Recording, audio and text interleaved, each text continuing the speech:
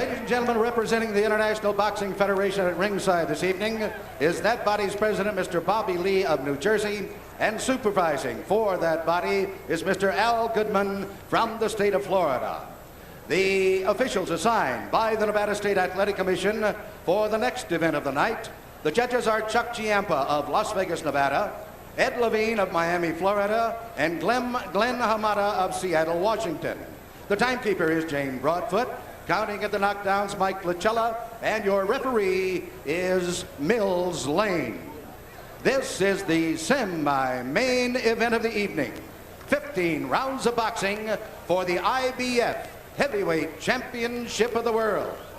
Introducing, in the blue corner, fighting out of Columbus, Ohio, weighing in at 227 1/4 pounds, with a professional record of 23 wins, 3 defeats, 1 draw, 1 no decision, with 15 KOs. He's ranked number 2 in the world by the IBF.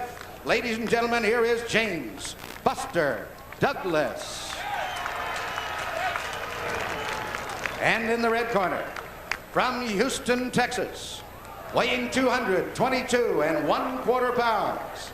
His professional record consists of 33 wins, no defeats, 1 no decision, with 28 KOs. He is rated number 1 by the IBF. Here is heavyweight Tony Tucker.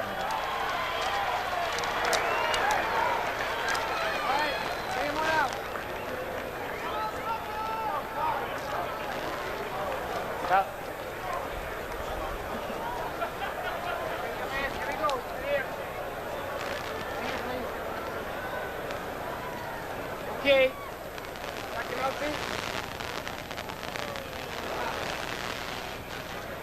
Wait till I get there.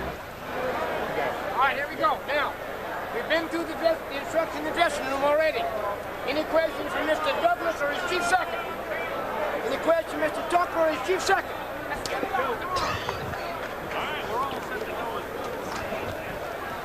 Ray, according to Douglas, these two fellas have sparred perhaps 100 rounds over the years. You think that will have any effect on this fight? I doubt very seriously, Larry, because I think now it's a different story. I think both guys have developed, and this first round should indicate that. Buster Douglas said first round was very important to him because it would indicate whether or not he has to chase Tony Tucker. He doesn't want to have to chase him if he could help it. Right now, Tucker's right there for him.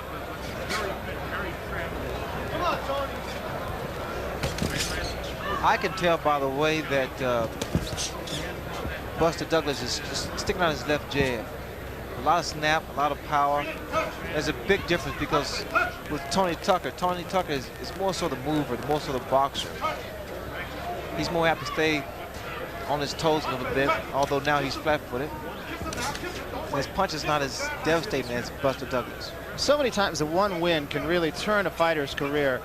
And in Buster Douglas's case, he really was, I think it's fair to call him a mediocre fighter up until the time he beat Greg Page. Now, maybe it was a descending Greg Page, but nevertheless, it had to give him a lot of confidence. And that wasn't a bad right hand. Another confidence builder.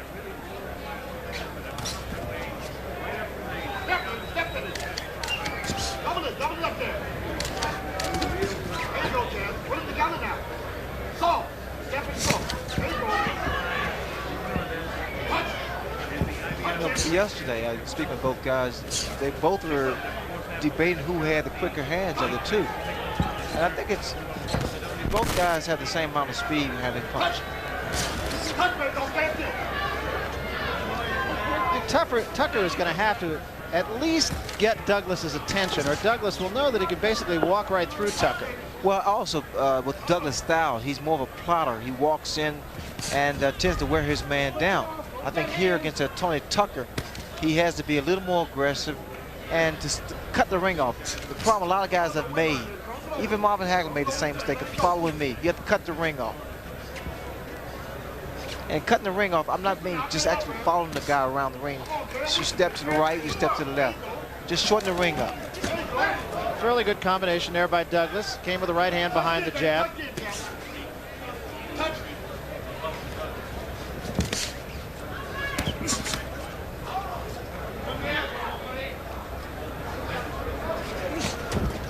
It's been extremely warm here in Las Vegas today, and we have a thermometer with us at ringside, and it is 90 degrees even though the sun is starting to set. It was up about 104 just about a half hour ago.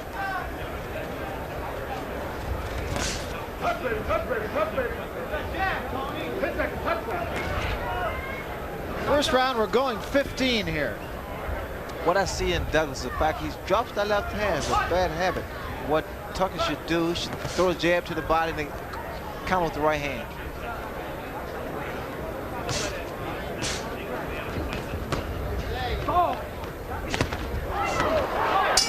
Tucker got a quick left hand in at the bell. I thought that Douglas was a much more positive force in that round.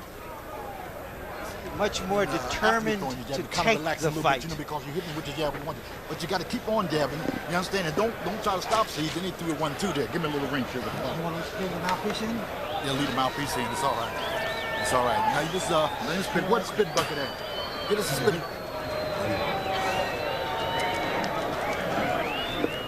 Keep it close. Bring your head a little bit. Bring your head. Bucket right there.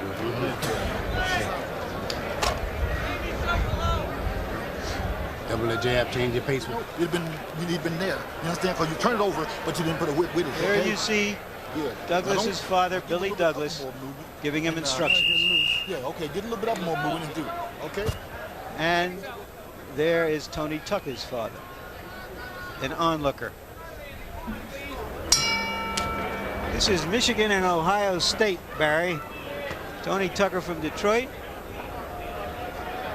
Buster Douglas from Columbus, Ohio. And oddly enough, it's Tony Tucker who's wearing the Ohio State colors. He's wearing the scarlet and gray, and that's what what Douglas was going to wear. Good stinging jab by Buster Douglas. And also the reason he gets that snap is he steps in with his punches. A lot of guys, especially in the heavyweight division, as they jab and they back away because they don't want to get hit. Douglas is a different story. He's stepping in with the punch. Makes a major difference in the power.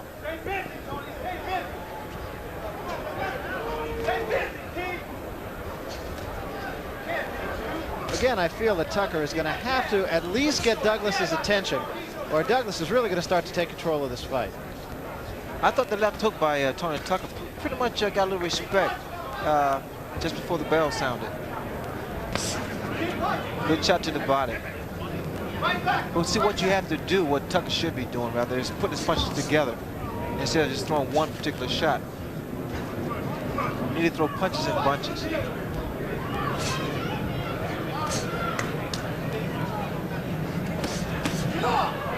are both on the arms.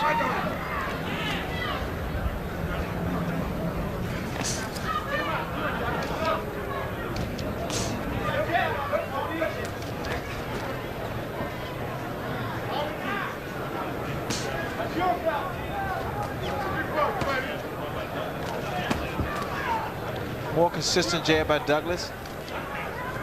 In fact, it is surprising that Douglas is jabbing the boxer in Tucker. Douglas is snapping that jab pretty well, too. It's not a lazy jab at all. Well, what he's doing, Barry, he's going up and down. He's going downstairs. He's bringing it back upstairs. And now, again, surprisingly, he's starting to outbox Tony Tucker. I expected to see more left jabs by Tucker.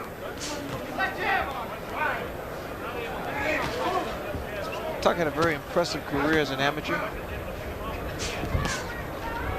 He has a style that really befits an amateur fighter, a good amateur fighter. There was a left hook by Tucker, and it wasn't a bad one, and that definitely did get Douglas's attention. I see Tucker's a little bit too straight up for me. I think he should bend a little bit more at the knees. He won't be as susceptible to punches. You notice how he stands straight up. All you have to do is throw a straight jab and it's going to land as he runs into you. There's a jab again. Now, we talked about what a good amateur Tucker is, and Tucker slips down. Now, this is a man that has hurt his knee in a fight and was down for 15 months as a result of that. Yes, and though he's officially unbeaten, Barry, the hand of his opponent was raised after that fight, but through some successful politicking later on, the decision was thrown out. Wait a minute. He slowed down. Let's take a look and see how that happened. He was backpedaling from a right hand, and as you saw, his leg slipped back onto the press table here.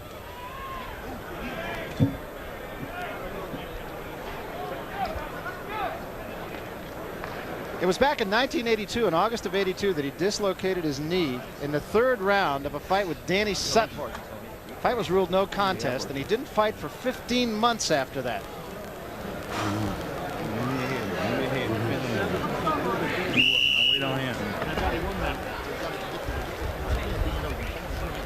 I do get the feeling, Ray, that they know each other very well, and there's still a bit of a feeling out process, trying to see which one can assert dominance, and neither one willing to throw caution away yet. I said earlier that you know, the guys had sparred some few years ago, and they pretty much know each other, but yet they've changed. But I doubt very seriously. I think the way they're approaching this fight here, that either fight has changed at all. That was a right-hand lead by Douglas that started that little flurry. We see now a more aggressive Douglas. And this is the type of fight that's going to win for him. He's going to need to back up Tucker and work the body. Yes, I'd like to see more body shots thrown by Buster Douglas. He seemed to be the bigger of the two and the stronger of the two.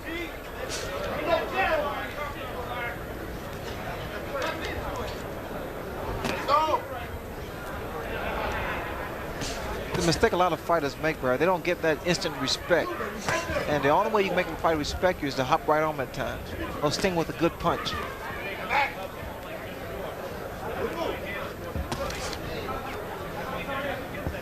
Douglas right now is fighting like a guy who's been here before, and he hasn't. He hasn't been in any situation that even resembles this. Countering right hand by Tucker that time. Well, Douglas still plotting in, but what's happening as he gets in with his right hand, whether it lands or not, he spreads his stance a little too wide. That's why he can't come back with the left hook. And you'll notice that from time to time he throws a punch, and then all of a sudden he appears to be off balance.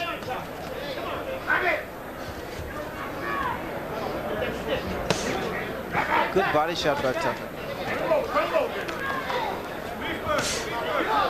Now the hands of Douglas are starting to drop.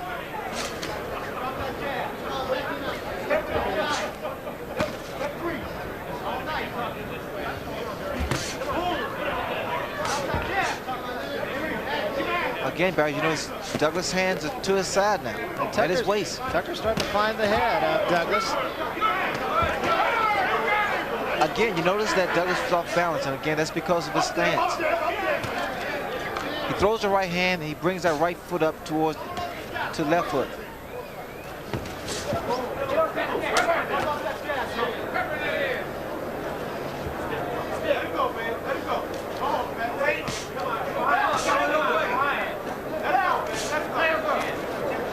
Douglas is indeed inviting a right hand. A counter right hand would land.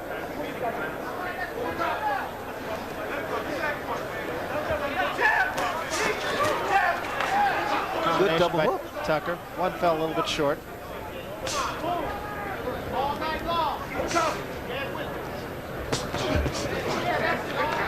That right hand of Douglas is a little bit short also.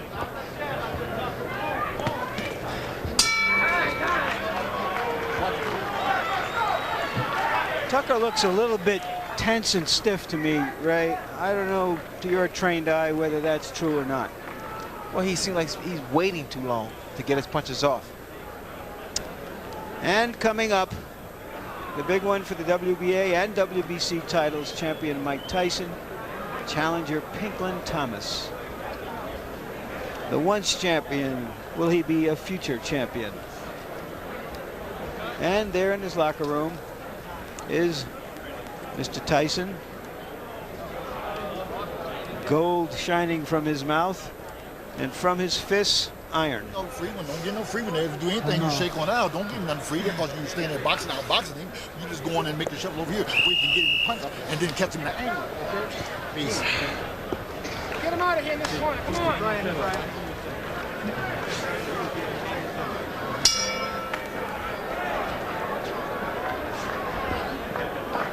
So we start the 4th round. Tucker in the red, Douglas in the white. This for the IBF championship. That 1 minute rest gave Douglas a breath of fresh air. You notice his hands are back up there. It's important in the corner to know how to revive a fighter.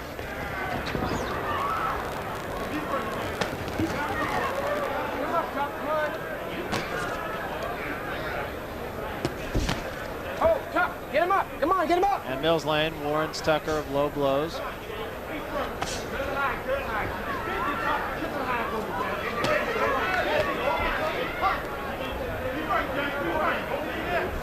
Tucker should be throwing more jabs instead of trying to be so defensive. And that's the reason Douglas is coming in. You know, we've talked about the heavyweight division ad nauseum, but earlier we saw a fight between James Broad and Greg Page. It was truly one of the great dogs I've ever seen. And here's a couple of young fighters. So far, both doing a pretty good job, both showing a pretty good jab. Well, we see some fresh faces here, and also these guys quite naturally have the potential to become better once they sharpen their tools up. Incidentally, Greg Page won a decision over James Broad, one that was debated by just about this entire audience of some 12,000 people. Horrible decision, if you'll pardon one man's opinion. With Tucker, the mistake Tucker's making, and the reason he's not landing consistently is because he's throwing one punch. There he attempted to throw a left hook to the body. He needs to throw both hands, because if one doesn't land, the other will. Again, Barry knows the right hand lands, but he can come back with the left hook. Now, it looks to me, Ray, like Tucker might have stepped in about a step here. It looks to me as though he's starting just a little bit closer to Douglas. He's picked the pace up quite naturally. And I noticed that Douglas is moving away, starting to back away.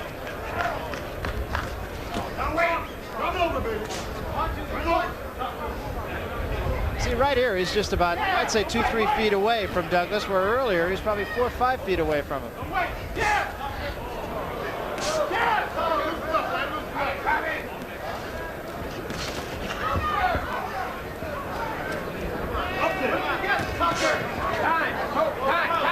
And talking seems like a bitter man who's never been given just due.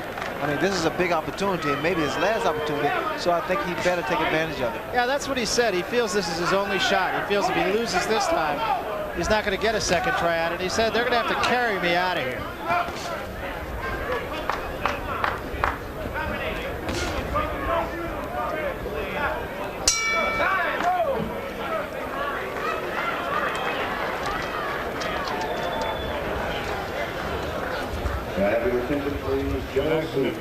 Hey, that's how I feel. You gotta change my heart today. My muscle, I feel tight. Which one? Left arm. You're too damn tight. You gotta loosen yourself up. Loosen yourself up. Harold Letterman, our unofficial, official. How do you score the fight so far? Larry, I've got a 3-1 for Tony Tucker. I think he grabbed the last 3 rounds by scoring the harder jabs, and if anybody's throwing combinations, I think Tony Tucker's doing it. Buster's only throwing one at a time. Well, you and I disagree for one of the few times, Harold. I have it exactly the opposite. Douglas ahead 3 rounds to 1. Hang out, face. He's thinking he's just gonna stand up and box with him. You gotta break him out. Okay. 10 seconds. You think you gonna pull out on him when he jab? Move in sometime, no? Move back. I think you probably heard in Tucker's corner. Tucker himself said, my muscles feel tight. I can't get myself loose. Well, that's the reason. I figured that there was something wrong because Tucker has a better jab than he's displaying here. Good right hand by Douglas, and he's not using that much. A lot of guys make the mistake of not really loosening up in the dressing room. And that's a horrible mistake because once you come out here, it's time to go to work. Now, see, we've always talked about the officiating here in Las Vegas. Now, you're saying that Tucker's not using his jab, and yet when we talk to Harold Letterman between rounds, he says he is using his jab, and that's why he has him ahead. That's what makes boxing, I guess. Well, no, what I mean, Barry, is the fact he's not using it enough. He's using it quite naturally, but I've seen more consistent left jabs from Tony Tucker.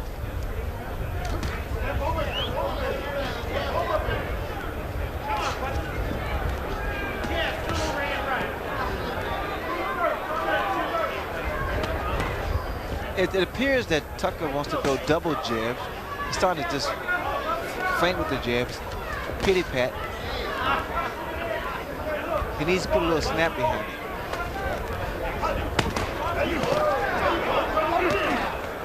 it. Douglas seems to be the stronger puncher of the two at this juncture of the fight. Well, Douglas is taking the leverage off his punches. I mean, he's just using brute strength now.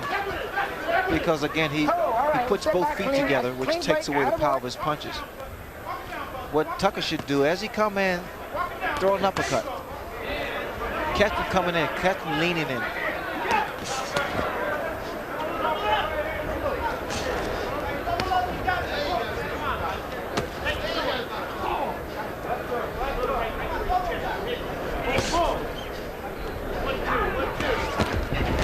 Douglas trying an uppercut, came with the left hand behind it. Barry, that was a good example there of catching Douglas on the way in.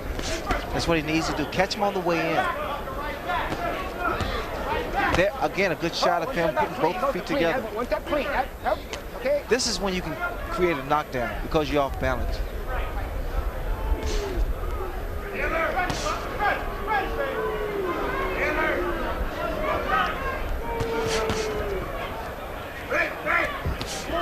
There's a quick right hand by Tucker. But he needs to throw more than one, Barry. And there was a good combination with a left hand rock Tucker. He's hurt, Barry. And now Douglas presses him. Is he pressing him enough? 20 seconds remaining in this round. Can Tucker get through it? Still seems to be hurt. He was definitely rocked by that punch.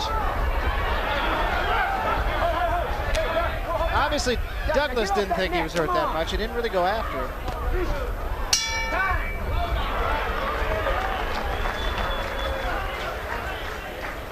Douglas went to college briefly, at junior college, as a power forward, and he showed some of the power right there. I thought he stopped Tucker right in his tracks, but he didn't follow up. And let's take a look at it right here. The right followed by a left high hand. There you see Tucker's legs buckling. I'd have to say the rebound went to Douglas.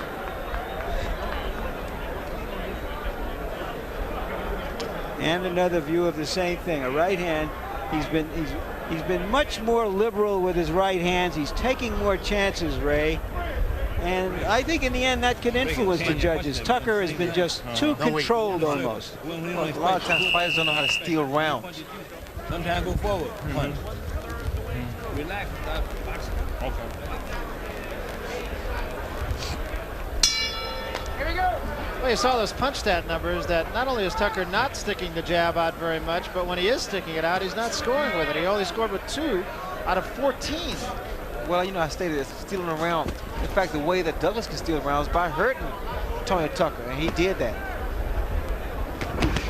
Good right hand. And the left behind him. Douglas now is putting his punches together. He's not just throwing one punch, he's coming back with something. There was another left hand that caught Tucker backing up. One step back, please. One step back. Now you notice Douglas is not showing any type of respect for Tony Tucker, so Tucker has to initiate some respect now. Back clean. Come on, here we go. He has to stand his ground and nail Douglas coming in.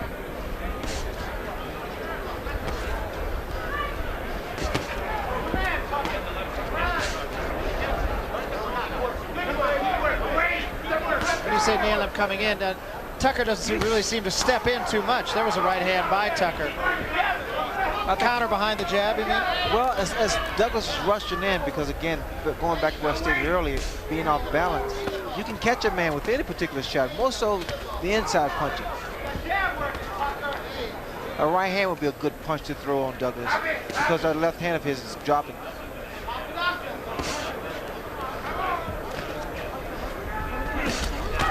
There was a big left hand by Douglas. That was a great shot. Douglas is beating Tucker on brute strength, just outpowering.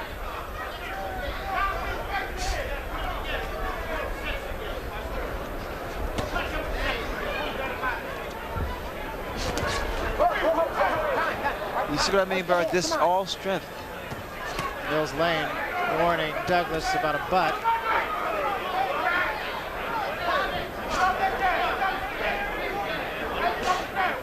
I like when Douglas comes back with this. He finishes up his combinations with the left hook.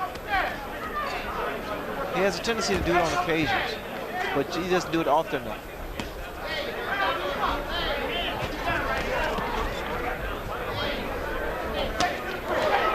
Sharp jab by Douglas. Good round for Douglas.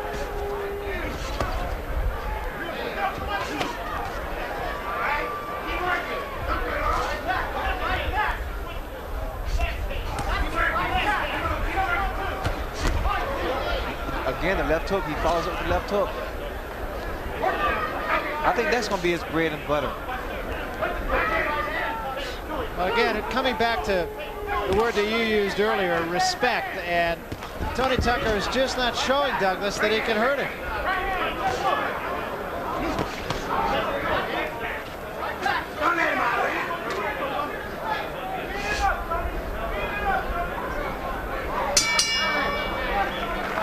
Buster Douglas is a 3-to-1 underdog, fighting, in my judgment, like a 3-to-1 favorite. Good round, good round, good round, good round, good round.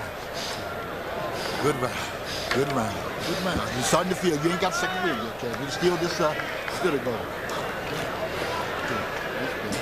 Take a look at this right there. There you see 2 punches thrown and missed. Douglas follows up with a left hand right there.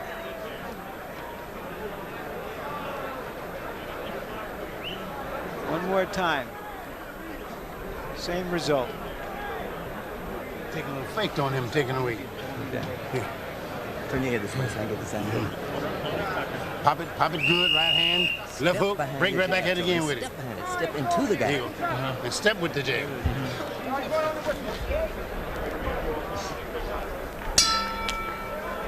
Little anxiety in Tucker's corner, I would think. Telling him to step in, which he hasn't done, as we mentioned in the previous round. We will have a heavyweight champion in this fight, but we'll have an inexperienced heavyweight champion. So after this fight, they must really handpick their fighters.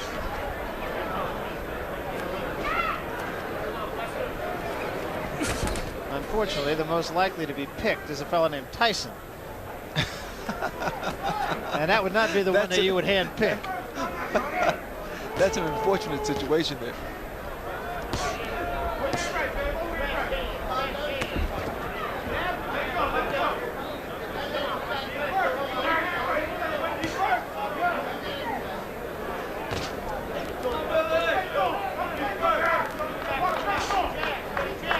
Douglas should rip some of those jabs to the body, to the midsection, or to the chest area. Better slow down Tony Tucker just a little bit more so that left hook of his can land.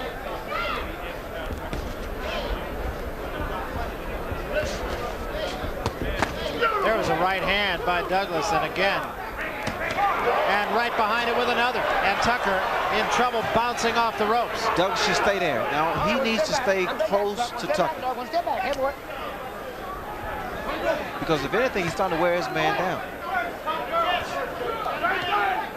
Well, again, it's just obvious that Buster Douglas just has no respect whatsoever for Tony Tucker. He just doesn't think he could be hurt by Tucker's punches. Tucker hasn't shown him that he can. Well, I expect a little bit more from Tony Tucker, and I don't see that much from him.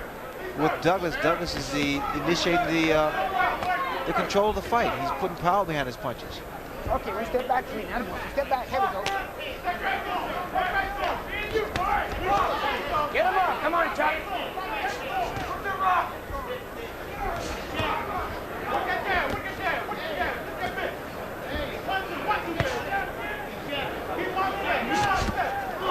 There was a right hand by Tucker, and that might have gotten Douglas's attention.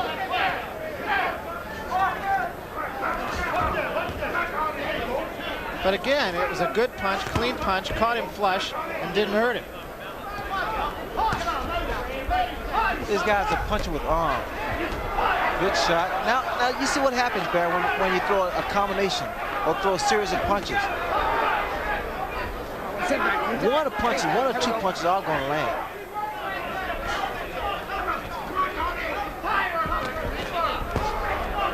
Push off, come on. Douglas is starting to breathe through his mouth a little bit here, and that's something that you've always said was a danger sign. Also, the hands start to drop to the side.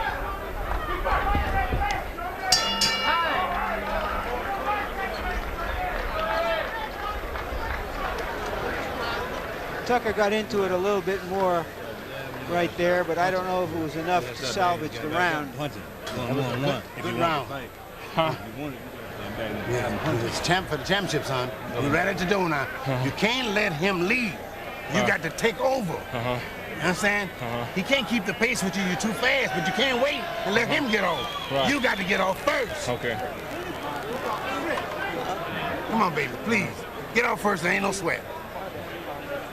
And there's Pinklin Thomas trying to get off first in his dressing room and work up a sweat.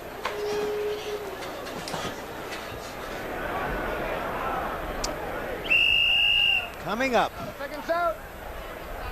Let's a go, Mr. Tucker's real corner. heavyweight Come on, championship come on. fight. Gotta start with it. Get him out, Inspector. Right.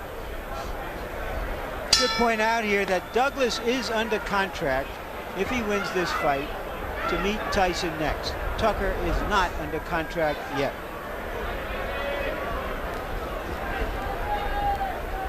And in Tucker's corner, they're just telling him what appears to be pretty basic. You got to get off first, but it's easy in the corner. It's not so easy once you get out there. Well, for Douglas, that hand pick is going down the drain now, if he should win.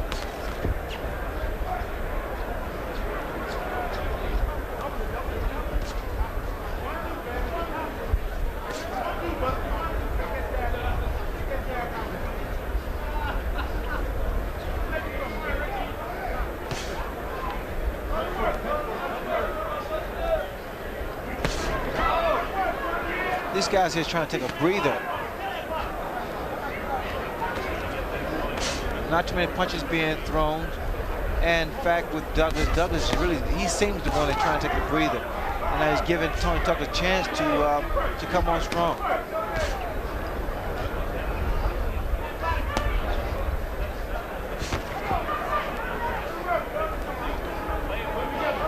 This is the 8th round, scheduled for 15. Buster Douglas has never gone over 10 rounds, incidentally. Tucker has only once. You know what I'm fascinated with, though? In fact, these guys don't realize you can win the round in the last 30 seconds to a minute. Just you throw more punches. I think you made that point abundantly clear a few weeks ago. I always try to make that point clear to steal the round.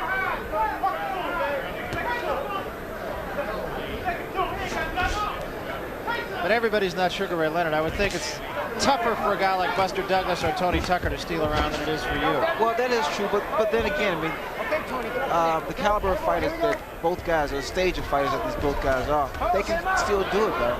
They may not throw as many punches, but again, they can pour it on.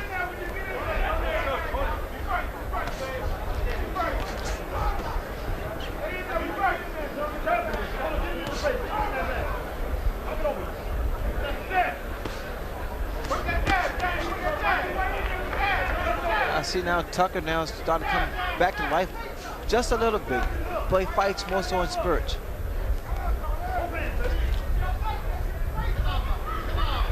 Douglas definitely taking a bit of a blow here in this round.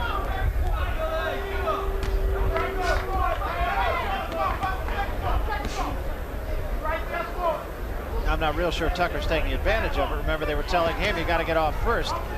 So far, nobody's punching.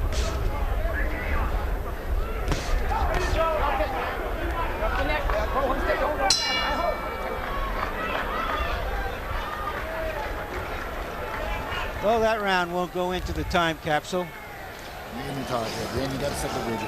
Where's my eye off? Got some shit in my eye. Close your left one.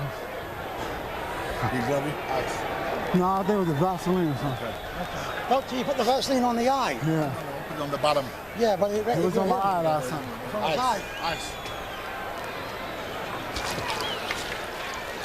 Both hands. You gotta work both hands now. Cause the guy, you understand, he never been hurt and things like that too. Now all these fights, the guys over here hurt.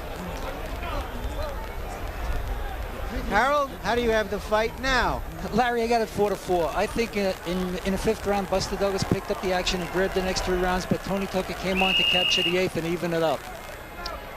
Okay, I gave Tony Tucker the 8th round as well, but I had only given him 1 round before and scored 1 round even. So on my card, it's 5-2-1. Douglas. And we start the 9th round. Getting to that part of the fight where neither man has been before, post 10. Tucker has been there once, Douglas has not been there at all. And the temperature here has dropped perceptibly also. 74 degrees on a thermometer that is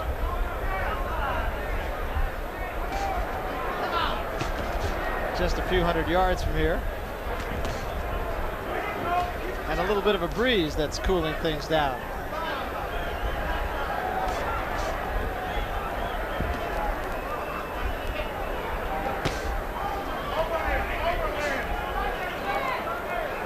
You can tell the caliber of fighters these guys have been up against by the way they're fighting and the experience that they're displaying. They're young, and once again, they're young, and they can learn more as they get more fights under their belt.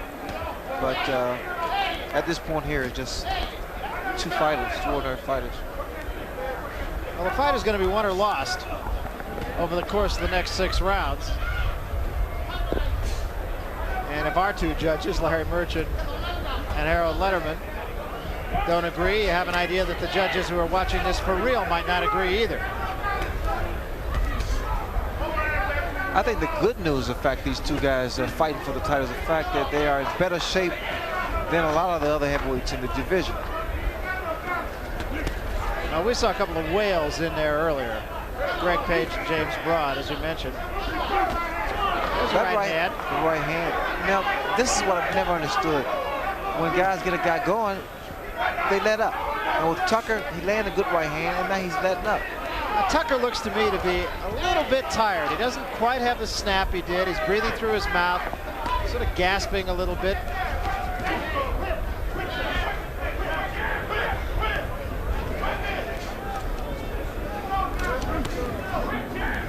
The same kind of body shots, right hand to the body that Tucker's throwing, he's throwing a couple of those to the head. Because of the left turn southpaw just then, Douglas turned southpaw and scored.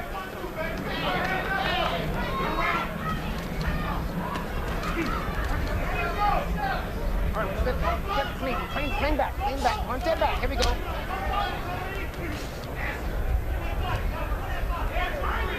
Okay, you can fight out if you want. Tempo with the fight has slowed down a great deal here as we wind down toward the end of round 9, coming down toward 10 seconds remaining.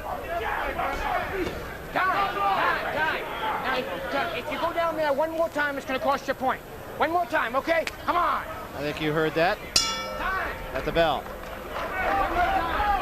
Well, we want to remind you of some other interesting programming coming your way here on HBO. For the umpteenth year in a row, is it 11, I believe, will be at Wimbledon at the All England Courts. That starts June 22nd. We'll have daily coverage. Larry Merchant and I will be there. As a matter of fact, Sugar Ray Leonard, you're going to make a guest appearance there. Yes, sir. Barry McKay, Arthur Ashe, Billie Jean King. A lot of fun, a lot of work, and a great event.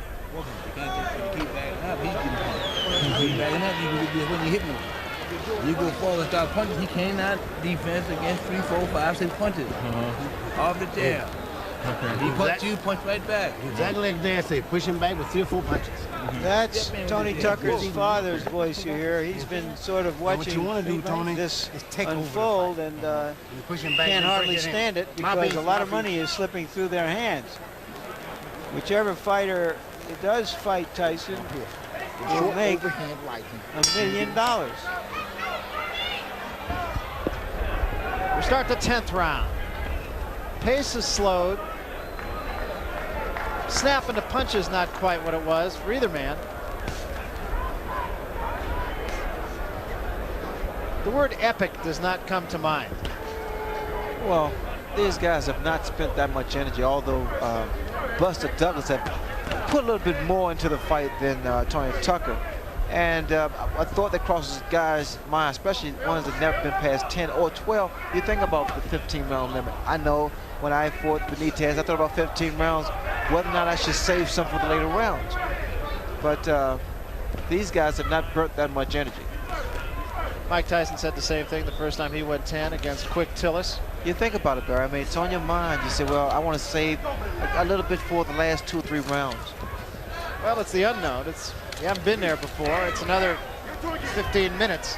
But it's no different, I think. That was a right hand by Tucker, not a bad shot. And Douglas appears to be hurt. He's really hurt. The right hand is doing it. Now, if he let his man off. Douglas looks tired in addition to being hurt. Right hand again by Tucker. Douglas on wobbly legs, about to go. Tucker presses him. Looks like he's a punch away. You need more than one punch, Barry. He's coming up with the left hook. There was a left hook there. And a right behind it and another right. Douglas is in deep trouble on the ropes. Almost halfway through the round. They stopped the fight. And Mills Lane, I believe, has stopped this one. He has. It's over. Mills Lane saying that Douglas unable to defend himself. And Tony Tucker, with a huge 10th round, has come on to win it after a slow start. I'm a little stunned. I thought the fight was ended a bit prematurely, but I can't fault Mills Lane. And that one came out of nowhere. We saw Douglas seeming to get a little tired in the last few rounds, but we didn't know how tired he was until he got hit with a punch in that round. And just everything just seemed to fly apart at that point. Well, a big surprise in how quickly it ended, but Tony Tucker, who was clearly the stronger fighter over the last couple of rounds. Let's look again. There was the right hand, Ray. Well, I thought the fight was justifiably stopped because you notice here that Douglas is not throwing any punch. He's not retaliating at all. Tony Tucker hurt him with a good uppercut and followed with a good right hand. There was a right hand that started things off. And at this point here, Douglas appeared to be defenseless. He's not doing anything. The uppercut by Tony Tucker, throwing more punches than he threw in the earlier rounds. Then he turned him around and he got him on the ropes, and it looked for a moment as though Douglas might be able to weather things. But then a combination again by Tucker. That was the end. Douglas was on the ropes defenseless, and Mills Lane stepped in and stopped the fight. And you're looking at the new IBF champion, Tony Tucker, undefeated now in 34 fights. He was a great amateur. I think you could see by his style why and how he was a good amateur. He won 115 amateur fights. But he just hadn't beaten anybody before tonight. And I suppose there are those who could question whether or not he beat anybody tonight either. Well, that's besides the point, I feel, because he won the title. I think getting the right guys, he can gain the experience, the necessary experience. Let's get the official decision now from the ring announcer, Chuck Hull. Chuck? Ladies and gentlemen, the time, 1 minute, 36 seconds of the 10th round. Referee Mills Lane stops the bout. The winner by a TKO and new IBF heavyweight champion of the world, Tony Tucker. Well, a moment in the sun for Tony Tucker, the new IBF